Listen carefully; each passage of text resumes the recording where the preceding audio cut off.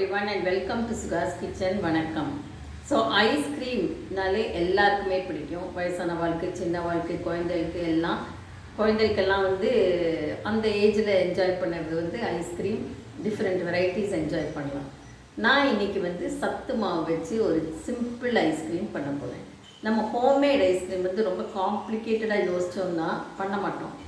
And ஏன் வீட்டிலையே பண்ணலான்னா, வெளியில் வாங்குகிற ஐஸ்கிரீமில் ஜாஸ்தி சுகர் கண்டென்ட். ஸோ எனக்கு பேசிக்காக சுகர் ஜாஸ்தியாக இருந்ததுன்னா அவ்வளோ பிடிக்காது. அதனால் நான் வீட்லேயே தயாரிப்பேன். ஸோ இதில் வந்து ஒரு இம்பார்ட்டண்ட் டிப் என்னென்னா, ஹோல் ஃபேட் மில்காக இருக்கணும்.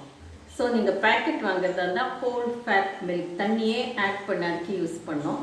நான் வந்து பக்கத்தில் எங்கள் செல்விட்டேருந்து மாட்டுப்பால் வாங்குறதுனால அதில் நிறைய ஃபேட்டு அண்ட் ஹோல் ஃபேட் அப்படியே இருக்கும். ஸோ அதில் ஐஸ்கிரீம் ரொம்ப நல்லா வரும். இதுதான் அந்த மில்க்கு.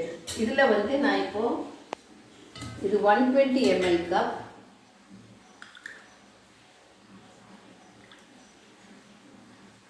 ஸோ 1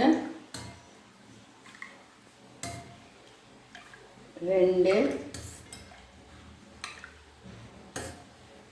3 4 எடுத்துருக்கேன். அண்ட் கொஞ்சம் பால் வந்து இந்த மாதிரி எடுத்து இந்த சத்து மாவு அதை வந்து ஆட் பண்ண போகிறேன். இந்த சத்து மாவு வந்து நம்ம வித்தியாசமாக ஒவ்வொருத்தரும் பண்ணுவோம். நான் வீட்டில் பண்ணது வந்து ராகி, கொஞ்சம் பாசிப்பருப்பு, இது மாதிரி எல்லாத்தையும் போட்டு பண்ணுவேன்.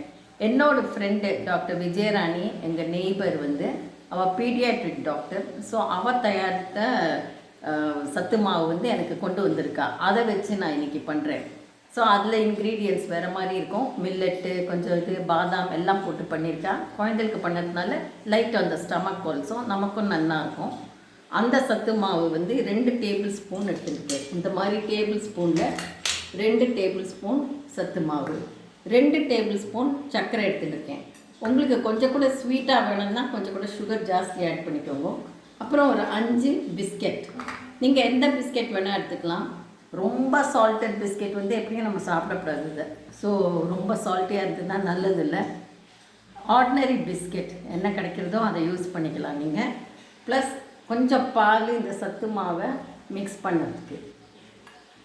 மிக்ஸ் பண்ணலைன்னா அப்படியே போட்டாலும் பரவாயில்ல, மிக்ஸ் பண்ணாலும் பரவாயில்ல. ஏன்னா கடைசியில் நம்ம மிக்சர் பிளெண்டரில் போட்டு அரைக்க போகிறோம். ஸோ இதை போட்டுட்டு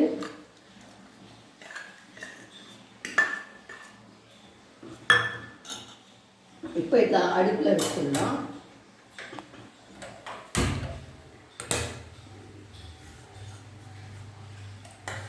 ஸோ இது வந்து ஒரு 5 மினிட்ஸ் கொதிக்கட்டும், அப்புறம் காட்டுறேன். ஸோ 5 மினிட்ஸ்க்கு அப்புறம் இந்த சத்து மாவு சேர்ந்து நல்லா இந்த மாதிரி திக்காக இருக்கு. இது ஃபுல் ஃபேட் மில்க். இப்போ சர்க்கரையாக ஆட் பண்ணி ஒரு கொதி வந்ததும் இந்த மாதிரி பிஸ்கெட்ஸ் நான் எடுத்துருக்கேன். நீங்கள் என்ன பிஸ்கெட் வேணால் எடுத்துக்கலாம். அதை அப்படியே 1-2 உடச்சி போட்டுடலாம். இல்லை அதை பவுடர் பண்ணலாம் அவசியம் இல்லை, ஏன்னா எப்படி நம்ம மிக்சியில் போட போகிறோம். ஸோ அவ்வளோதான். அதை அப்படியே ஊறி கரைஞ்சிடும்.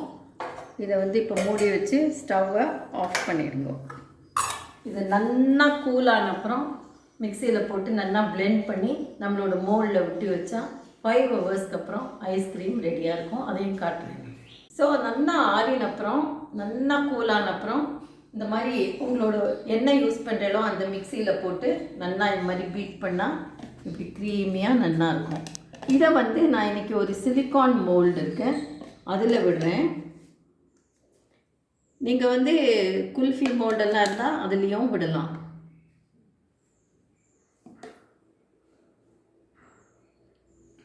அப்புறம் இந்த மாதிரி டெராகோட்டா சின்ன கப் இருந்ததுன்னா அதில் விடலாம். இது டிஃப்ரெண்ட் ஆப்ஷன்ஸ். இல்லை ஸ்டீல் கிளாஸ் தான் இருந்ததுன்னா அதுலேயும் விடலாம்.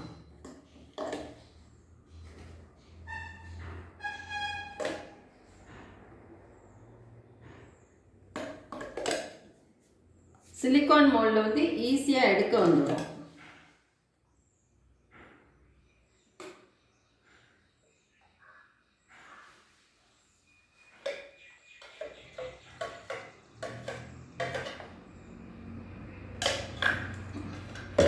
இதை வந்து நல்லா மூடி 5 hours ஆகும் இது செட் ஆகிறதுக்கு. அதுக்கப்புறம் திருப்பி அரைக்கணும்னு கிடையாது. இதுக்கு வந்து இந்த மாதிரி ஒரு கவர் போட்டு மூடி ஒரு ரப்பர் பேண்ட் போட்டு வச்சுட்டா அதையும் ஃப்ரிட்ஜில் வைக்கலாம், ஃப்ரீசரில்.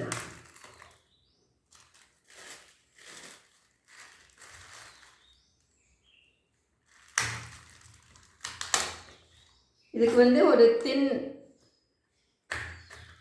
ஸ்லிட் இந்த மாதிரி பண்ணி இதை குத்தி வச்சேன்னா உங்களுக்கு வந்து மோல்டு எடுக்கிறதுக்கு கரெக்டாக இருக்கும். ஸோ இதை வந்து இப்போ ஃப்ரீசரில் வைக்கலாம். ஸோ நம்ம சத்து மாவு ஐஸ்கிரீம் வந்து செட் ஆகிடுது. 5 hours மேலேயே ஆகிடுது. ஏன்னா நடுவில் வந்து நாங்கள் வெளியில் போனோம், அப்புறம் கரண்ட் போச்சு இல்லாமல் இப்போ காத்தாலேருந்து 8 hours ஆயாச்சு. பட் 5 hours செட் ஆகிடும். அண்டு அதுக்கு மேலே ஆச்சுன்னாலும் பரவாயில்ல, நோ ப்ராப்ளம். பிகாஸ் நம்ம அந்த 5 hours தான் முடிக்கணும்னெல்லாம் கிடையாது, 8 hours ஆனாலும் பரவாயில்ல. இப்போ இதில் எடுத்து போட்டிருக்கேன்னா இந்த மாதிரி ஒரு ஸ்பூனால் இப்படி சைடெல்லாம் இது பண்ணி விட்டேன்னா க்ளீனாக வந்துடும். ஸோ இந்த டெரக்கோட்டா பாட்டில் அப்படியே சாப்பிட்லாம். நல்லா க்ரீமியாக இருக்குது, ரொம்ப க்ரீமியாக இருக்குது, ரொம்ப நல்லா இருக்குது.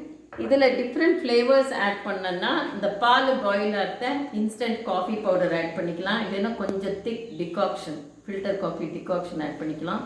இல்லைன்னா ஒரு சாக்லேட் பீஸ் ஆட் பண்ணலாம்.